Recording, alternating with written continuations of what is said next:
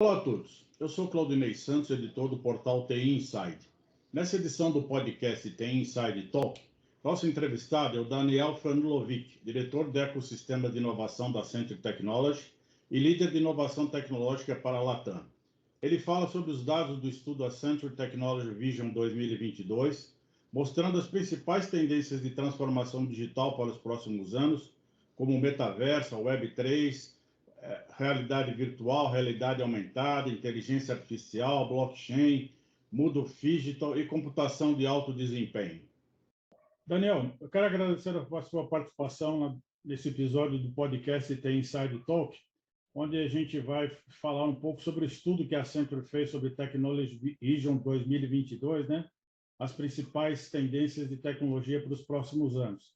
Então, aqui nós elaboramos algumas perguntas, seguindo o roteiro em relação ao estudo que foi feito, para que você justamente nos esclareça e dê seu ponto de vista sobre esses temas que foram abordados nesse estudo, né? Primeiro, eu gostaria que você falasse qual é o cenário de investimento das empresas em tecnologia nesse período pós-pandemia. Legal, eu que agradeço de estar aqui. É um prazer conversar com todos vocês. Sobre o TechVision 22, quando a gente fala de cenário de investimento, né? Então acho que vale a gente pensar um pouquinho em como foi durante a pandemia, né? Para responder o pós-pandemia. Então, no início da pandemia, a gente viu, bem no início, né, um impacto de incerteza, até de retração de gastos em várias áreas. Mas rapidamente os executivos executivos de TI, mas executivos em geral, perceberam a importância da transformação digital, né, para esse novo normal. Então a gente viu uma mudança muito ágil, muito rápida para trabalho remoto, para novas maneiras de fazer negócio com os impactos da pandemia, e as empresas que já estavam no estágio mais avançado dessa transformação digital, ou seja, preparadas com a transformação digital mais avançada do ponto de vista de e-commerce, cloud, de trabalho remoto, de tecnologias emergentes, tiveram um diferencial nesta adaptação, digamos assim, né? E aquelas que não estavam tiveram que correr atrás. A gente viu, acho que a gente fala né, durante a pandemia, aquilo que a gente esperava que acontecesse nos próximos anos, né, que tivesse aí de 5 a 10 anos, aconteceu rapidamente de 1 a 2 anos, né? E o investimento de transformação digital, então, foi bastante intenso. Então, apesar daquela retração inicial, a gente viu como o investimento em transformação digital foi bastante intenso.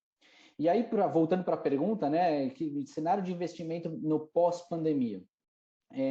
Uma coisa que a pesquisa, né, o TechVision 22 e a conversa que a gente teve com os executivos nos mostra é que a imensa maioria desses executivos, são 87%, tanto no Brasil quanto no mundo, né, acredita que as suas empresas já se adaptaram a essa disrupção que aconteceu durante a pandemia.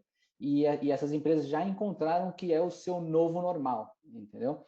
Então, quando a gente fala de investimento de tecnologia no pós-pandemia, certamente esses recados, né, essas lições que vieram de transformação digital, de tecnologias emergentes e de adaptação, ou seja, de estar preparado para um mundo bastante dinâmico, volátil, elas vão ficar por aí, né? E a gente vê acontecendo essa expectativa e perspectiva de investimento nas tecnologias que a gente fala, inclusive, durante as tendências do TechVision 22, né? Então, desde inteligência artificial, 5G, IoT, robótica, automação e assim sucessivamente.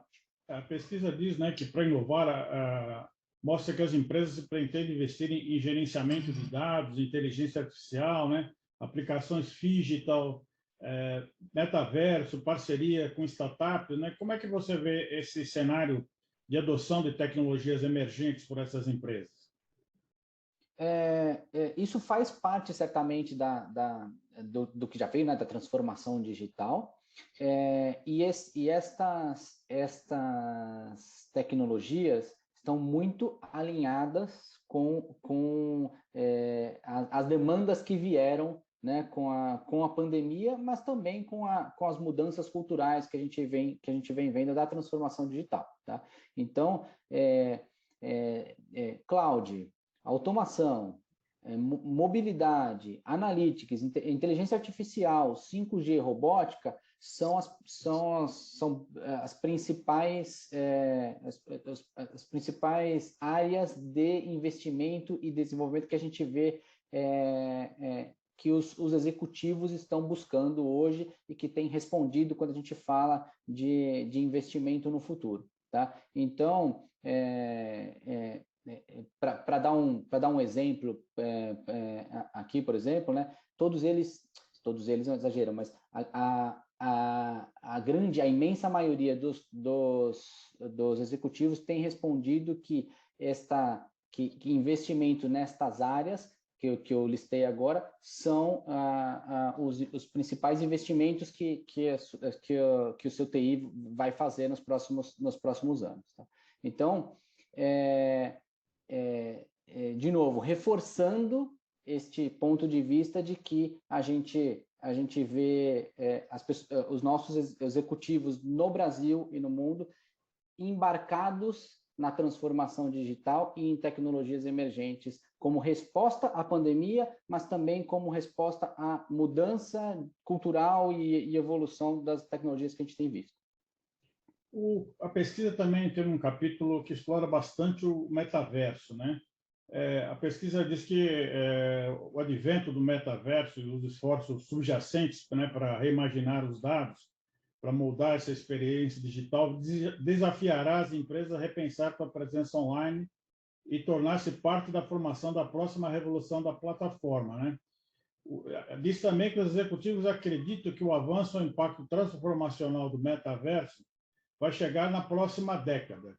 Quais as expectativas em relação à adoção do metaverso pelas organizações? Como é que vocês, do ponto de vista de uma empresa, de uma consultoria, pensando no futuro, vê a adoção do metaverso pelas empresas brasileiras? Isso é uma pergunta complexa, né? Tem bastante por trás disso. Mas, para tentar simplificar um pouquinho sobre metaverso, no próprio TechVision, na nossa visão de TechVision, que vem, obviamente, TechVision já tem mais de 20 anos, mas vamos falar de 2013 para cá, né? Em 2013, a Accenture foi bastante até agressiva no sentido, né? As pessoas até se espantaram e não acreditaram muito, né? Quando a gente afirmou categoricamente que todo negócio, toda empresa seria uma empresa digital, né? Ou seja, apostando na transformação digital. Inclusive, criamos uma área que se chamava Accenture Digital, né, naquele momento.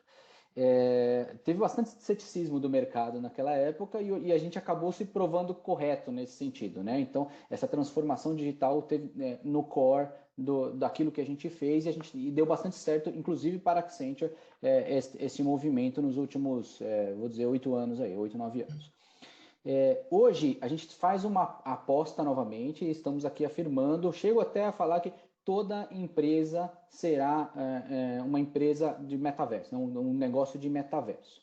Então, para voltar para a pergunta em relação à adoção de metaverso, eu pessoalmente, né, e alinhado bastante com o que eu vi também na pesquisa, eu acredito que as primeiras iniciativas de adoção do metaverso pelas empresas, né, pelo negócio, vão vir de duas áreas.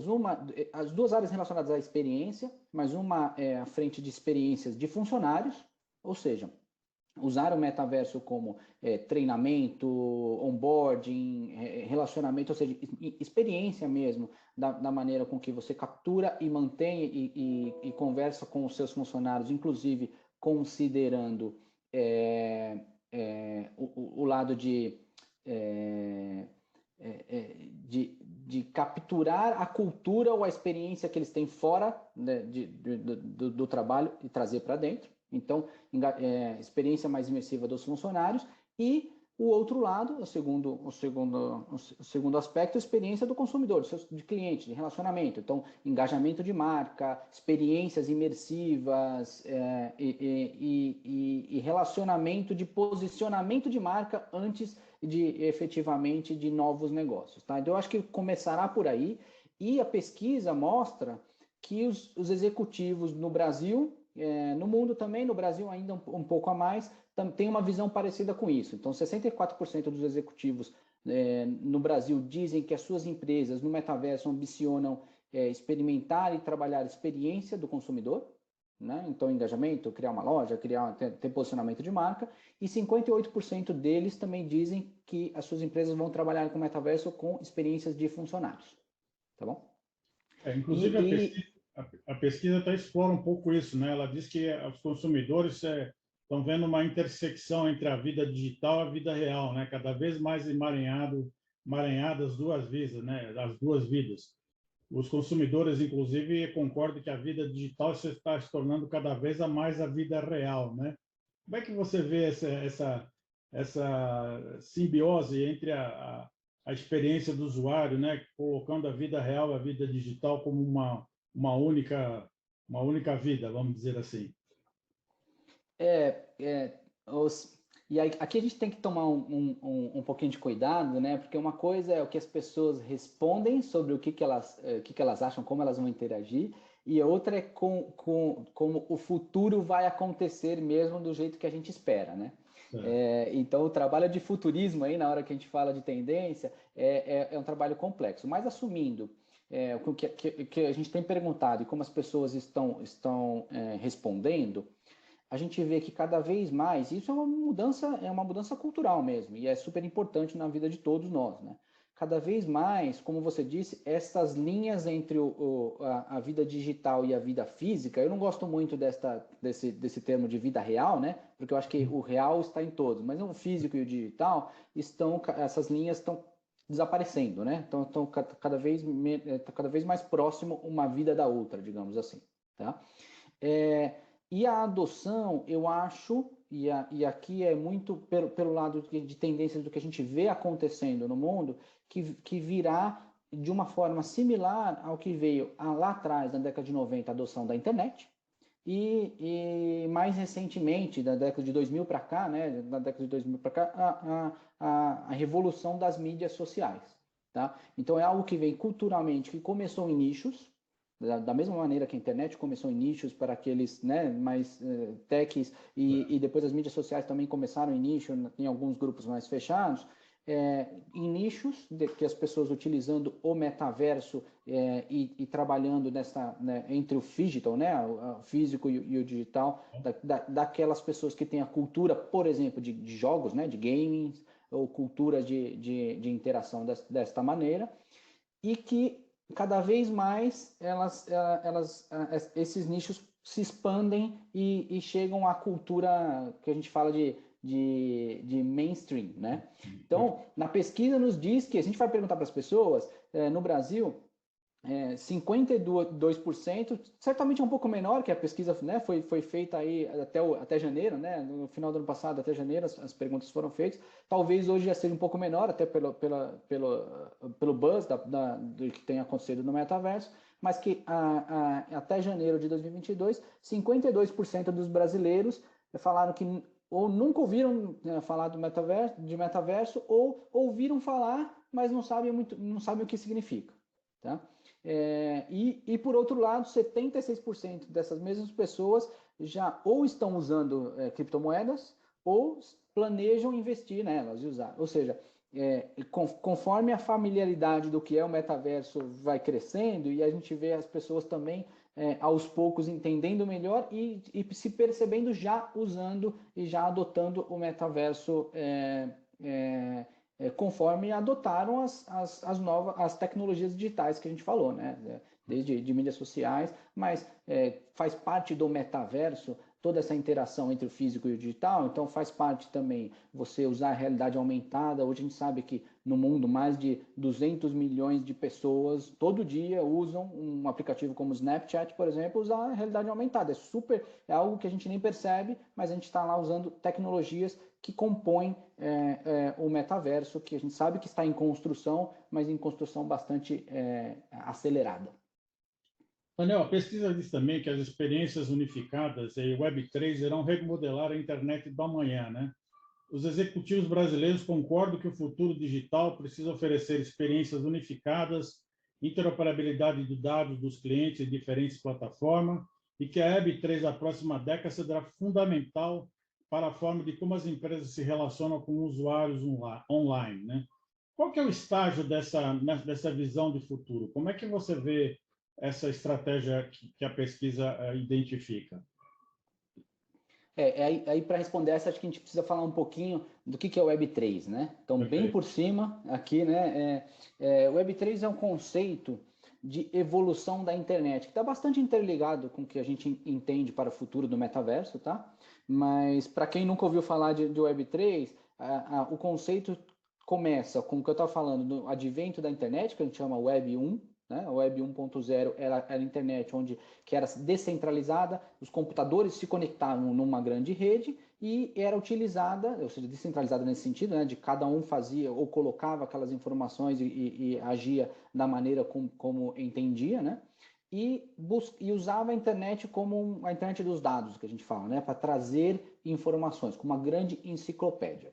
A Web 2 é a evolução que veio com as mídias sociais e com a centralização. Centralização no sentido de grandes corporações, grandes players, sendo os principais hubs de acesso à internet. Começou lá atrás com os portais, né? Que as pessoas todas começaram a utilizar portais, e com as mídias sociais, essa centralização veio mais forte ainda, ou seja, boa parte, a maioria da experiência hoje das pessoas com a internet em geral, não é um espaço descentralizado de busca de informação, mas é um espaço centralizado com aplicativos ou plataformas de relacionamento, de mídia social, né? E as pessoas passam a grande maioria do seu tempo nestas poucas plataformas, que dão muito poder para essas grandes, né, essas grandes plataformas, essas grandes empresas. A Web3 é a expectativa da evolução que a gente vê com novas tecnologias para controlar isso, como o blockchain, por exemplo, né? Da volta da descentralização da internet, com essas tecnologias para fazer isso, ou seja, as pessoas voltarem a ter mais controle sobre seus dados, sobre a sua identidade com essas tecnologias, e ter as experiências que elas vão ter na internet serem moldadas esses indivíduos, para esses players, né? Essas pessoas que estão lá. Então, ao invés de você ter uma experiência única numa plataforma, e aí sai de uma plataforma, vai para outra, tem uma outra experiência completamente diferente e que é focada na maneira com que aquela plataforma traz a experiência, né? As experiências serão moldadas para as pessoas, né? para aqueles indivíduos que estarão na internet. Então, esse é um pouco de conceito de Web3. E essa descentralização também implica com que as pessoas consigam navegar entre diferentes lugares. Então, por isso que agora a gente chama a Web3 e o metaverso de The Internet of Place, a internet dos lugares, né? E que as empresas, os executivos e os jogadores neste novo mundo vão ter que se adequar a um mundo descentralizado e vão ter que buscar dar experiências unificadas, que quer dizer, deixa eu engajar com aquele indivíduo, né, de uma maneira diferente. Tá? Eu vou trazer uma experiência específica para aquele indivíduo, independente da plataforma que ele estiver. Então, ele vai conseguir sair de uma plataforma no metaverso. Vamos falar um pouquinho de metaverso de 3D. Digamos que hoje, as plataformas de hoje, está no Fortnite, e sai do Fortnite, vai para o Outspace, sai do Outspace, vai para o Horizon, ou seja, várias plataformas aí, e que consiga, e que a gente fala de interoperabilidade, né, ele consiga ter uma experiência independentemente de qual plataforma que ele estiver, ou seja, levar as suas posses, conseguir levar a sua identidade, e aí a pergunta aí, putz, quão longe a gente está, né? Que você tinha perguntado, quão longe a gente está dessa visão de futuro? Este metaverso Web3, né? Esta visão de metaverso descentralizado Web3 está em construção. A gente tem um executivo aqui na Accenture, né, o Eco, que gosta de usar o termo betaverso, né? Ainda está em construção, tem muito investimento, tem muitas empresas construindo esta visão. A gente, obviamente, quando a gente fala de tendência, a gente tem essa expectativa de que isso aconteça. Ela ainda não existe, a gente ainda está no que a gente chama de Web 2, né? E vendo algumas tendências do que a gente fala do que será a Web 3 junto com o metaverso. Daniel, a pesquisa diz também que o chamado mundo programável, né, projeta que a convergência do 5G, computação em nuvem, realidade aumentada, materiais inteligentes estão abrindo caminhos para as empresas reformularem a forma como elas interagem com o mundo físico, né? Você pode explicar um pouco melhor esse conceito também? Claro, claro. O conceito de mundo programável, como uma das tendências do TechVision, ele tem algumas facetas, tipo, a gente pensar um pouquinho, um pouco mais no curto prazo e no longo prazo. Mas o conceito em geral, ele mostra como o mundo físico começa a se adaptar e ser programável no sentido de a gente ter experiências que a gente hoje está mais acostumado no mundo digital. O que eu quero dizer com isso? Hoje, se você entra numa plataforma digital, numa experiência de um jogo, ou de um aplicativo móvel, ou de um website, você consegue programar e essa experiência se molda aquilo que você quer. O mundo físico é um pouco mais complexo de fazer, mas a gente já começa a ver tendências onde isso acontece. Tá? Então, por exemplo, tá? Para a gente falar de mundo programável, tecnologias como materiais inteligentes, né? A gente fala de smart materials. Então, novos materiais que fazem com que você consiga moldar o mundo para se adequar àquilo que você precisa. Então, desde, de repente, um tecido inteligente, né, que vai fazer algo diferente com aquela roupa, como a gente já começa a ouvir falar, por exemplo, de uma cadeira, né, um móvel que você compra e chega desmontado. E aí você, de repente, ou aperta um botão, ou usa uma carga elétrica, ou de alguma maneira faz com que este material se molde e se monte sozinha, né, naquela cadeira. Então, esse é um exemplo de como você pode programar através dessa camada de materiais, né? E aí passa por impressão 3D, por aí vai. Outro tipo de moldagem do mundo, de mundo programável, e aí você citou um pouquinho, né? 5G, IoT, é a hiperconectividade que vem com o advento dessas tecnologias, de IoT, de computação, né, em edge e de 5G. Ou seja, você conseguir ter uma infinidade de sensores e atuadores e conseguir fazer com que o mundo fique inteligente desta maneira, ou seja, eu consigo saber e interagir, de repente, o sensor que hoje é quase que isolado, né, que mede a temperatura da sua casa, ele vai fazer mais do que isso, ele vai se conectar com o sensor, com outros sensores e atuadores do lado e vai conseguir moldar a sua casa para ficar especialmente e inteligentemente da maneira com que você espera, né? Se é mais quente, mais fria, se dependendo da emoção que você está sentindo naquele momento, do tipo de atividade que você vai fazer, ela pode se moldar e trazer experiências como se fosse no mundo digital, quase, né? E, por último, uma última camada desse mundo programável é a camada do digital sobre o físico, ou seja, a realidade aumentada, né? Como a gente usando óculos inteligentes de realidade aumentada ou usando celulares, né? Qualquer coisa que tenha uma câmera e um display, né? Com que você consiga trazer dados, informações e conteúdo do mundo digital sobre o mundo físico. E aí se conversa muito com o metaverso, né? O metaverso como essas barreiras que a gente falou que estão diminuindo entre o mundo físico e o mundo digital, né? Como você consegue trazer informações e conteúdo do mundo digital por sobre o mundo físico através da realidade aumentada. Tá? Então, é mais ou menos por aí, né? O que a gente fala de mundo programável e o conceito de mundo programável cada vez mais como tendência. Como eu falei, os materiais inteligentes talvez seja algo um pouco mais adiante, né? Uma tendência para a gente esperar para os de 5 a 10 anos. Mas o que a gente pode falar agora, que está acontecendo nas empresas, na maneira como que a gente vê e atua no mundo? Olha, as empresas, para estarem preparadas para este tipo de transformação, certamente precisam pensar, por exemplo, em automação, né? Em como elas vão sensoriar e digitalizar e programar suas cadeias de suprimentos, por exemplo, né? Então, eu gosto de dar um exemplo, por exemplo, de como um navio que leva bananas da América Central, da Costa Rica, do que seja, para outros diferentes locais do mundo, precisa levar aquelas bananas numa temperatura específica, né?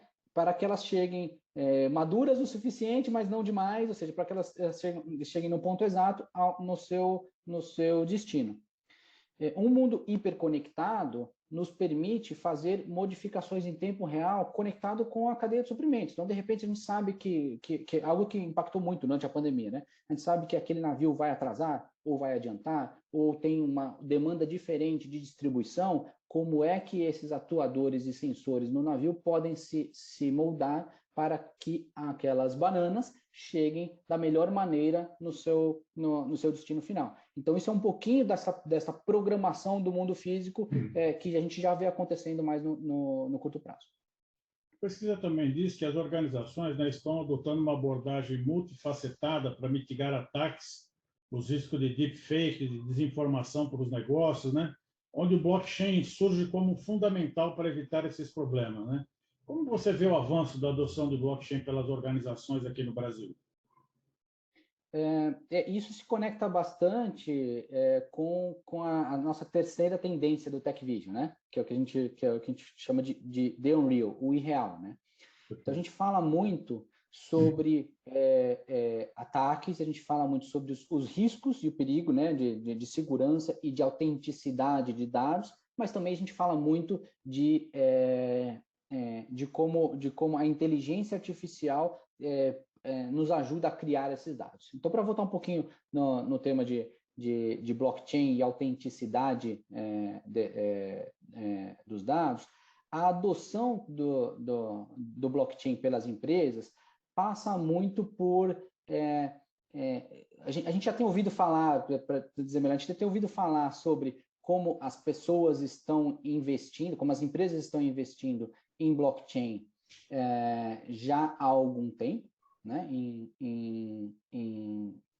Como parte da sua estratégia, digamos assim, né? Há algum tempo, mas sempre pensando eu preciso experimentar, eu preciso saber o que está acontecendo, eu estou investindo nessas tecnologias porque blockchain fará parte do meu futuro, tá?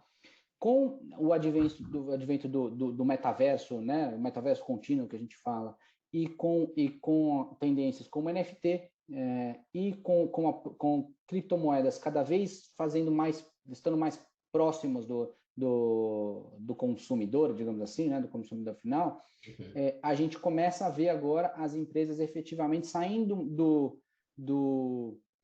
vou fazer, estou pensando, e começando a investir em blockchain para, de um lado, buscar o que tem de diferencial, digamos assim, né?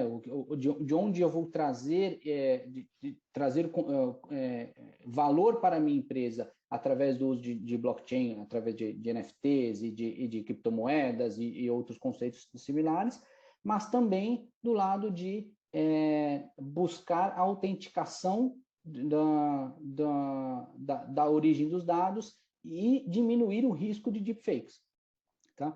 Então,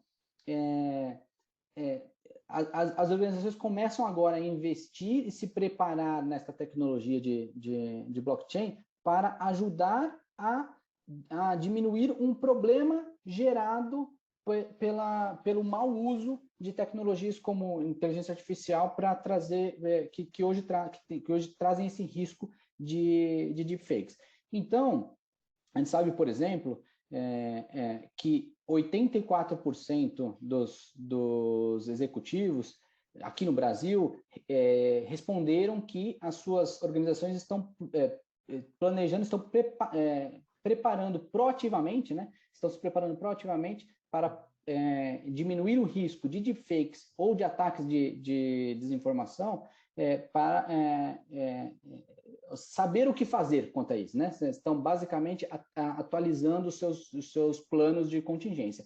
E 82% delas, ou seja, quase o mesmo número, estão implementando mecanismos de verificação que usam tecnologias como blockchain, né? Para descobrir de onde está vindo aquele dado, se realmente ele é autêntico, não necessariamente se ele é real, porque o dado sintético é bastante importante como ferramenta de negócio, mas se ele é autêntico, se ele não está sendo utilizado maliciosamente, se efetivamente a gente sabe de onde ele surgiu, tá? Então, a grande maioria, só no Brasil, mais de 80%, como eu falei, dos executivos reportam que as suas empresas estão usando o blockchain como uma das soluções para problemas de fake que vem do advento, né, da inteligência artificial como criadora de conteúdo. Tá? Que pode ser criado para o bem, isso é bastante importante de ressaltar aqui, então tem muitos usos legítimos e importantes dos dados sintéticos, mas também tem sido usado para o mal, né, para o uso de deepfakes. Daniel, para finalizar, os executivos brasileiros dizem que o poder da computação quântica ou de alto desempenho significará um avanço e uma transformação de impacto em suas organizações no futuro, né? Os executivos dizem que a computação de próxima geração vai tornar possível o impossível, né? Qual que é essa experiência, qual é essa expectativa sobre a computação de nova geração? A computação de nova geração, que é a quarta tendência do TechVision, que engloba a computação quântica, mas outros tipos que já vou citar, do meu ponto de vista, dessas tendências, aquela que tem o maior potencial disruptivo, no sentido de vai mudar, e quando chegar esta mudança, especialmente com a computação quântica, esta mudança vai ter um impacto maior e vai ser mais abrupto. O que eu quero dizer com isso, tá? Toda indústria, né? Todas as grandes indústrias hoje no mundo tem algum problema, né? Que a gente fala de aquele problema impossível. Então, quando a gente fala de vou resolver problemas impossíveis, né? Então, para dar um exemplo, a indústria de logística, né? Que foi para falar de novo das cadeias de suprimento e logística, que foram uma das mais impactadas durante a pandemia, calcular o melhor caminho, o melhor preço de uma rota que tem multipontos, né? Se a gente chegar, sei lá, eu tenho que parar em 20 lugares, 30 lugares, que é um problema já bem conhecido da computação e que não tem solução, pelo menos não em tempo factível, com a computação tradicional, né? Então, levaria, se a gente colocar 50 pontos nessa rota, levaria talvez mais do que o tempo de vida do universo para a gente tentar resolver sem sombra de dúvida qual é a melhor rota para todos esses pontos, tá? Esse é um dos exemplos, mas há outros exemplos de problemas que a gente fala que são problemas impossíveis de se resolver com o computador normal, que são problemas tecnicamente de análise combinatória, né? Então, são temas de tecnologia de computação e que os computadores atuais não conseguem resolver. Então, essa tendência da computação do impossível, quando a gente fala, ela tem essa faceta de computadores que resolverão problemas que hoje, os computadores de hoje não são apenas computadores mais rápidos, tá? Passa sim por computadores mais rápidos, mas arquiteturas novas de computação que vão mudar a maneira com que a gente vê. Então, um problema que eu falei como de logística é um deles, problemas na área de criação de novos medicamentos, soluções, então dobramento de proteínas que a gente fala são outros, a própria segurança, então toda a criptografia do mundo hoje é feita com base em um problema que é difícil de resolver, que é descobrir se um número grande é primo ou não, né? Então, basicamente, no momento que a gente conseguir resolver este problema com um computador diferente, de uma hora para outra, a criptografia toda vai ficar obsoleta. Então, quando a gente fala de computação do impossível, a gente fala de tendências de novas arquiteturas e novas formas de resolver esses problemas. Então, dividido em três. Computação quântica é uma delas, que será a mais disruptiva de todas, mas que hoje os computadores quânticos ainda estão começando essa jornada. Então, vou dizer assim, há uma evolução muito rápida, mas os computadores quânticos ainda não conseguem resolver problemas grandes o suficiente para terem várias aplicações reais. Já há algumas, mas são mais específicas.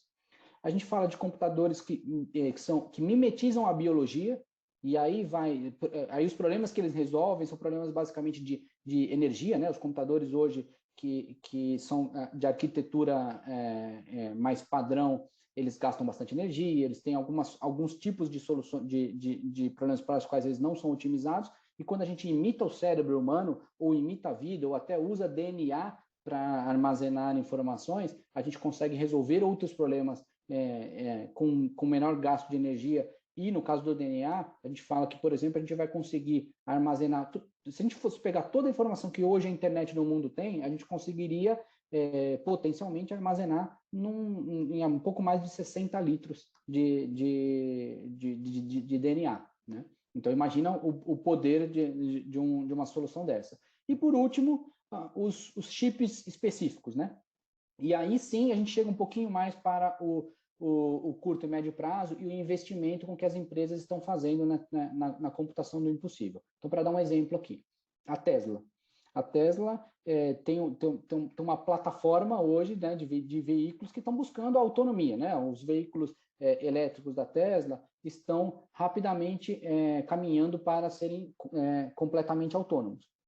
Só que esses modelos de execução, não existia chip. Até 2021, não existia uma arquitetura em chips para rodar os modelos com performance suficiente para efetivamente ter um carro autônomo. Então, o que a Tesla está fazendo, né? E fez e conseguiu a primeira plataforma em 2021?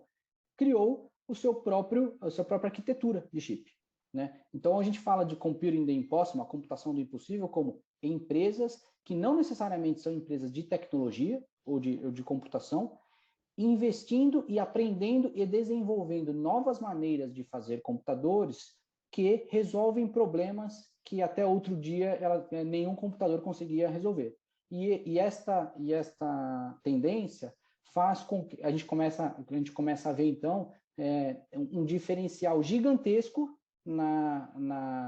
naquela indústria, na maneira com que as pessoas fazem negócio por causa desta arquitetura computacional.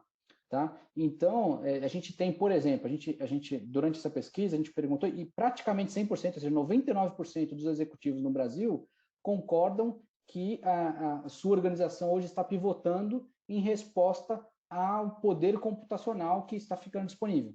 Ou seja, a gente não consegue mais falar que uma empresa não depende da arquitetura computacional. E essas divisões entre o que é TI e o que não é TI também estão cada vez mais difíceis de ter, né? de ver, porque a computação e as novas gerações de computadores hoje são um diferencial no bottom line mesmo, no negócio, no dia a dia do negócio dos executivos.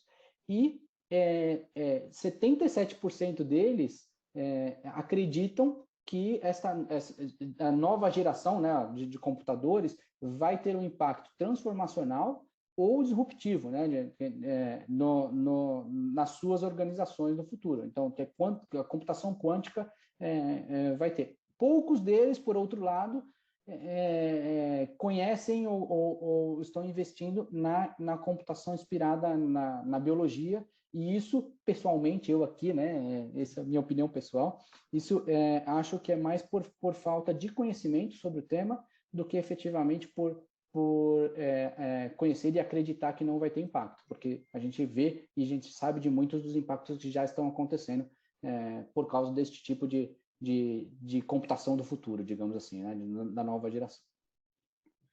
Daniel, eu gostaria de agradecer a sua participação no podcast TI Inside Talk e por ter compartilhado aqui os highlights do estudo da Sempre Technology Vision 2022, que mostra as principais tendências em tecnologia para os próximos anos, né? Acho que teria ainda muito mais assuntos para a gente explorar, mas acho que dá uma boa ideia dos resultados dessa pesquisa. Mais uma vez, muito obrigado, Daniel. Eu que agradeço. Muito obrigado a todos. E contem comigo para a gente conversar sobre esse e outros temas de tecnologia emergente que eu adoro. Perfeito. Esse foi o episódio de hoje do TI Inside Talk. Para não perder nenhum episódio, se inscreva no canal e ative o sininho de notificações aqui embaixo. E também não esqueça de deixar o seu like. Agradeço a sua audiência.